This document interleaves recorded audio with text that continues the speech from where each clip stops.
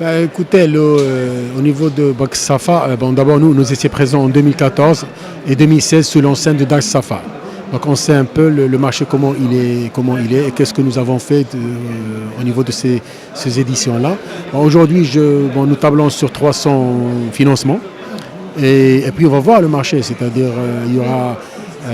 on s'adaptera par rapport à la demande qu'on va avoir. Mais minimum, on va faire, Inch'Allah, 300 financements. Oui, certainement. Si on est là, si on a mis un instant aussi beau, on va dire, c'est parce qu'il y a un engouement, il y a une attente.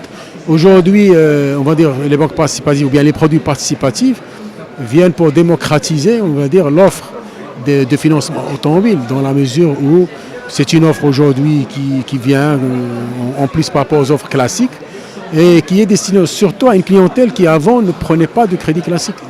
Donc aujourd'hui, on démocratise les clients qui cherchaient un financement de ce genre, donc ils viendront acheter un véhicule via ce financement qui est Murabaha automobile.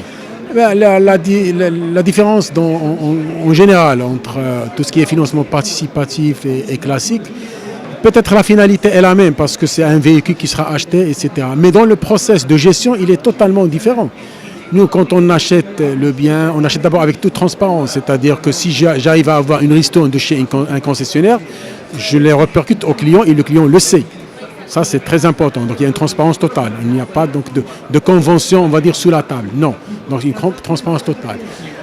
En second lieu, dans la gestion d'un dossier Murabaha, c'est totalement différent par rapport à un dossier financement classique, dans la mesure où, dans la Murabaha, la banque n'a pas le droit d'encaisser d'intérêts de retard, de frais de recouvrement, de tous les produits accessoires qui peuvent subvenir lors de la gestion de ce dossier, parce que, comme j'ai dit tout à l'heure, la finalité est peut-être la même, mais la durée du contrat ne dure pas un jour, ou bien seulement le jour du contrat, et comme ça vous pouvez comparer un prix avec un autre. Non, le contrat il dure 48 mois, 60 mois, pour l'immobilier ça dure 20 ans, donc pendant ce process-là, la gestion est totalement différente, et c'est ça la différence qu'il y a, la différence importante et principale qu'il y a au niveau de la finance participative par rapport à la finance classique.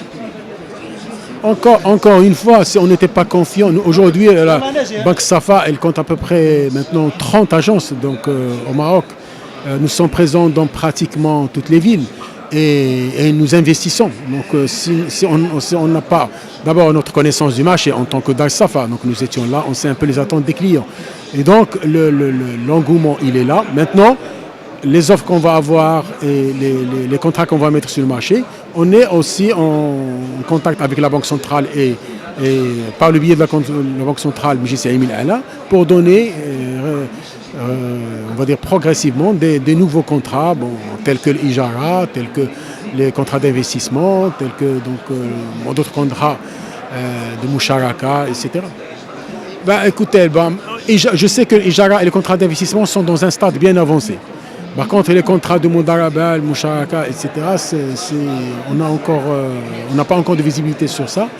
Ce qui manque aussi à la finance participative, que je veux préciser aussi, c'est le produit Takafoul, qui est aujourd'hui, qui vient compléter avec les soukouk l'écosystème de la finance participative.